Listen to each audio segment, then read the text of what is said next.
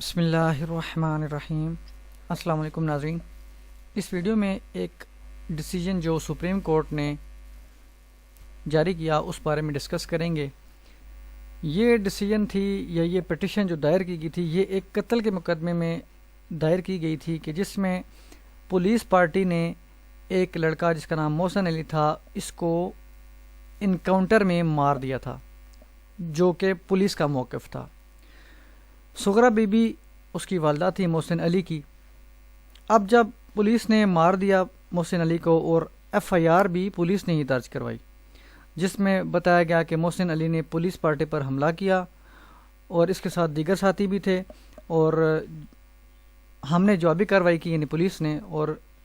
اس کو یہ ہماری فائرنگ سے قتل ہو گیا۔ تو ایف آئی آر درج کی گئی، اس کے بعد انویسٹیگیشن ہوگی اور چلان بھی عدالت میں جمع کروا دیا گیا اس ایف آئی آر کے بارے میں، جو ایف آئی آر اس قتل کے بارے میں پولیس نے درج کروائی۔ اب سغرا بی بی نے اپنے بیٹے کے قتل کے لیے اس نے بتایا، جی میرا بیٹا تو ایسا نہیں کر سکتا، اور پولیس پارٹی بھی فائرنگ وغیرہ، اور اس کا کوئی قصور نہیں تھا، یہ انہوں نے fake encounter, police fake encounter بنایا ہے، اور جو ہے وہ بلا وجہ میرے بچے کو مار دیا، بے گناہ مارا گیا میرا بچہ۔ اس نے کوشش کی ایف آئی آر کے اندراج کے لیے، اس کے ایف آئی آر کا اندراج نہیں ہوا۔ اس نے پھر سیشن کورٹ میں استغاثہ دائر کر دیا ملزمان کے خلاف، عدالت میں، لوور کورٹ میں، سیشن کورٹ میں 2010 میں۔ قتل ہوا تھا 2008 میں، استغاثہ ہوا ہے 2010 میں۔ اس میں سارے فیکٹس بتائے جو اس کا موقف تھا اپنا سغرا بی بی کا۔ اس استغاثہ میں 16 ملزمان کو ٹرائل کے لیے طلب کیا گیا تھا، اور 2015 میں ان پر چارج بھی فریم کر دیا گیا، لیکن اس کے بعد کوئی کارروائی نہ ہوئی، جس کا مطلب ہے کہ سغرا بی بی کو انصاف نہ ملا اس وقت تک۔ اب اس کے بعد سغرا بی بی نے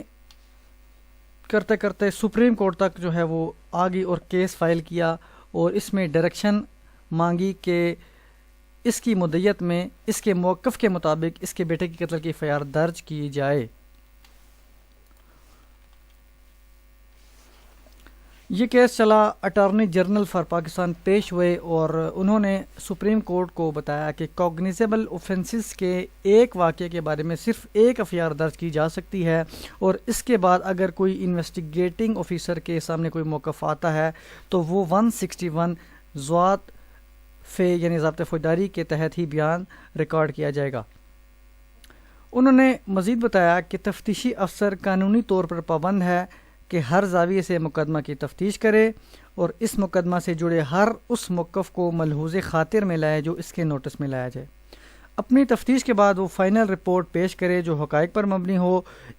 ہو نہ کہ اس شخص کے موقف کی تائید میں جس نے خاص وقوع کے بارے میں اطلاع دی۔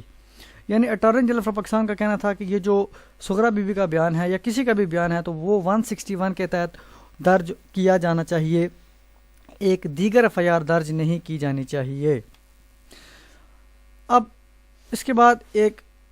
Advocate supreme court of Pakistan تھے سلمان صفدر صاحب، جو بطور ایمیکس کیوریائی پیش ہوئے۔ ایمیکس کیوریائی سے مراد ہے کہ جو عدالت کو اسسٹ کرتے ہیں کسی بھی کیس کے بارے میں، کہ اور جو جن کے پاس نالج ہو، اور وہ بتاتے ہیں کہ اس کیس میں یہ قانونی پوائنٹس ہیں اور ایسا کیا جانا چاہیے۔ وہ پیش ہوئے، انہوں نے بتایا، عدالت کو اسسٹ کیا کہ عام طور پر اگر ایک واقعہ ہوا ہے تو اس کی ایک ہی ایف آئی آر درج ہوتی ہے، لیکن ایک ہی واقعہ کے بارے میں متعدد ایف آئی آر درج ہونے پر بھی کوئی رکاوٹ نہیں ہے۔ اگر اس واقعے کے بارے میں مختلف موقف ہیں جن میں مختلف کوگنیزیبل اوفینسز کا سرزد ہونا ظاہر کیا گیا ہے، اور جن میں ملزمان بھی مختلف ہوں، تو اس پر سیپریٹ ایف آئی آر درج کی جا سکتی ہے۔ اب یہ تمام کارروائی ہونے کے بعد سپریم کورٹ کے لارجر بینچ نے جو فیصلہ دیا، اس میں سے اس کا جو لب لباب ہے، یا جو مختصر کر کے میں آپ سے جو ڈسکس کروں گا، شیئر کروں گا انفارمیشن، وہ یہ ہے کہ سب سے پہلے آبزرو انہوں نے کیا، انہوں نے بتایا کہ سپریم کورٹ کے لارجر بینچ نے کہ اگر پہلی اطلاع پولیس کو دی جائے جو کوگنیزیبل اوفینس یعنی قابل دست اندازی پولیس جو جرائم ہیں وہ ہوں، اس کے بارے میں ہو، تو وہ بمطابق سیکشن 154 ضابطۂ فوجداری ایف آئی آر یعنی فرسٹ انفارمیشن رپورٹ کہلائے گی۔ اسی لاجک پر اگر انہی اوفینسز کے بارے میں دوسری جو ہے وہ اطلاع پولیس کو دی جائے تو وہ ایس آئی آر یعنی سیکنڈ انفارمیشن رپورٹ کہلائی جانی چاہیے، اور اگر تیسری اطلاع دی جائے گی تو وہ TIR یعنی تھرڈ انفارمیشن رپورٹ کہلائی جا سکتی ہے۔ یہ ایک لاجیکل انہوں نے جو ہے ڈسکشن کی۔ کچھ مختلف کیسز کے حوالے بھی دیے گئے، جن میں کچھ وہ کیسز تھے جو جن میں عدالتوں نے ایک ہی واقعے کے بارے میں ایک ہی FIR درج ہونی چاہیے، اس کا حکم دیا، جس میں جو نمبر 1 تھا وہ جو نمبر 1 تو نہیں کہہ سکتے، اس میں سے کچھ جو ہے وہ میں شیئر کر رہا ہوں، PCR.LJ287۔ اس میں یہ بتایا گیا، آبزرو کیا گیا کہ سیکشن 154 ضابطہ فوجداری صرف ایک ہی FIR یعنی فرسٹ انفارمیشن رپورٹ کی وضاحت کرتا ہے، اور ایک واقعے کے بارے میں ایک ہی FIR کسی مقدمہ میں پیش کی جائے گی۔ قانون ایک ہی واقعے کی 2 FIR کو شہادت میں جمع کروانے کی اجازت نہیں دیتا۔ سیکنڈ پہ اسی سے ریلیٹڈ جس کا حوالہ دیا گیا وہ 1985 PCR.LJ1342۔ اس کے مطابق آبزرو کیا گیا، کورٹ نے آبزرو کیا کہ یہ سچ ہے کہ ایک واقعے کے بارے میں ایک ہی FIR درج کی جانی چاہیے، اور جہاں ملزم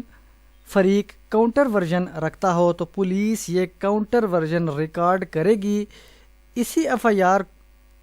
کی پولیس فائل میں محفوظ رکھے گی، لیکن دوسری FIR درج نہ کرے گی۔ یعنی کاؤنٹر ورژن جو ہے وہ ایک بیان ریکارڈ کیا جائے گا، لیکن FIR اس کے الگ سے نہیں درج کی جائے گی، اسی کیس میں جو آلریڈی FIR درج ہوئی ہے اسی میں یہ پروسیڈ کرتے ہوئے اس کا بیان ریکارڈ کرے گی۔ دوسری کیٹیگری جن کا حوالہ دیا گیا تھا، جن کیسز کا حوالہ دیا گیا اس سپریم کورٹ کے لارجر بینچ نے، وہ کیٹیگریز تھی جن میں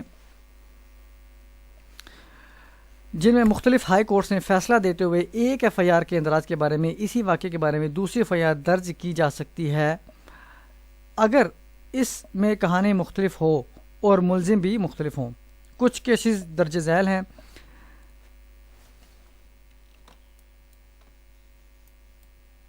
نمبر 1 1985 PCR.LJ213۔ اس کے مطابق یہ آبزرو کیا گیا تھا کہ تفتیشی افسر نے کاؤنٹر ورژن کو نہیں سنا، نہ لکھا، حالانکہ اسے متعدد درخواستیں بھی دی گئیں اور نہ ہی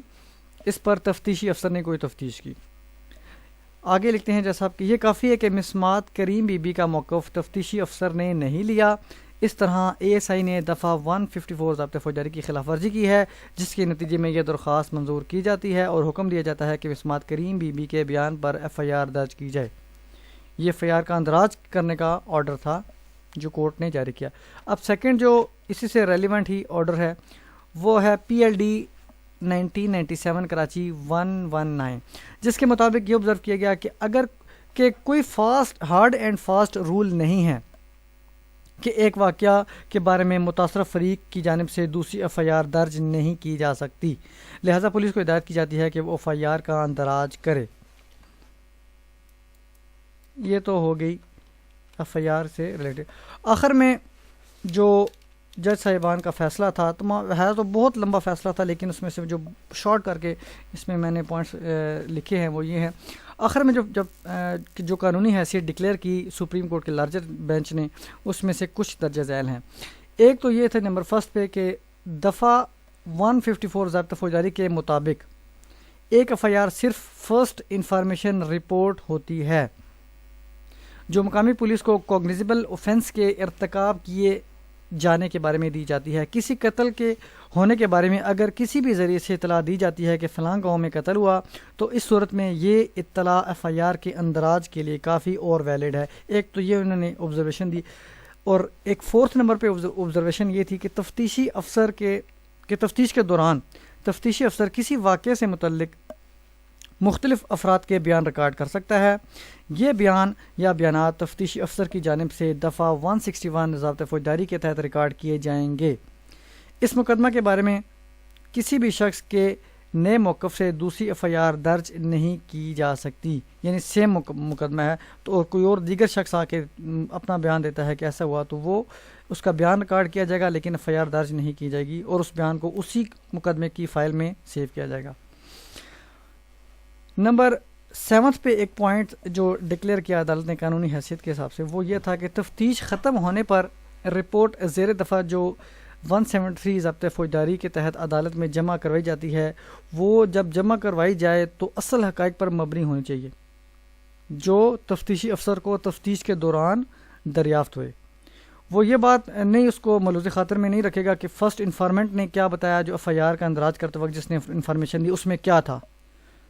یا اس کے بعد جو کسی نے بیان دیا اس میں کیا تھا۔ اس سے قطع نظر اس میں جو حقائق تھا، جو ملزم تھا، جس نے اوفینس کمٹ کیا، جو اس کی گرفتاری ہونی چاہیے، جس کی نہیں ہونی چاہیے، جو بھی سچویشن تھی وہ ساری اس میں وہ درج کرے گا اور فیکٹس بتائے گا، یعنی کسی ایک کے موقف کی تائید نہیں کرے گا۔ اینڈ پہ سپریم کورٹ نے یہ بتایا، آبزرویشن دی کہ چونکہ اس مقدمہ یہ جو موجودہ چل رہا تھا یہ کیس کا سغرا بی بی کے بیٹے کا، کہ یہ اس مقدمہ کے بارے میں ایف آئی آر درج کی جا چکی ہے اور تفتیش کے بعد رپورٹ بھی عدالت میں جمع کروائی جا چکی ہے۔ یہ کون سی ایف آئی آر تھی؟ یہ جو پولیس نے ایف آئی آر درج کرائی تھی۔ اب اس کے علاوہ موجودہ سائلہ یعنی سغرا بی بی نے بھی اپنا موقف دیتے ہوئے الگ سے پرائیویٹ کمپلینٹ لوور کورٹ میں دائر کی ہے، اور اس کمپلینٹ میں ملزمان بھی طلب کیے گئے، اور اس وقت پرائیویٹ کمپلینٹ زیر تجویز ہے، یعنی یہ بھی پینڈنگ ہے اور دوسرا کا بھی کوئی اتا پتہ نہیں۔ لہٰذا سائلہ کے موقف کے تحت اس مقدمہ کے بارے میں دوسری ایف آئی آر درج کیے جانے کا حکم دینے کی قانون اجازت نہیں دیتا اور ڈسمس کر دی گئی۔